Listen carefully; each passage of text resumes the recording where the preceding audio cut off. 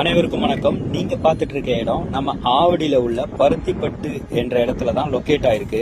சுத்தி வீடுங்களுக்கு நடுவுல தான் நம்ம லே அவுட் அமைச்சிருக்காங்க. ஸோ அது மட்டும் இல்ல, நம்ம லே அவுட்க்கு வரணும்னா ஜஸ்ட் ஒரு 1 கிலோமீட்டர்ல பஸ் ஸ்டாப், பருத்திப்பட்டு பஸ் ஸ்டாப்ல இருந்து 1 கிலோமீட்டர்ல தான் நம்ம லே அவுட் அமைஞ்சிருக்கு.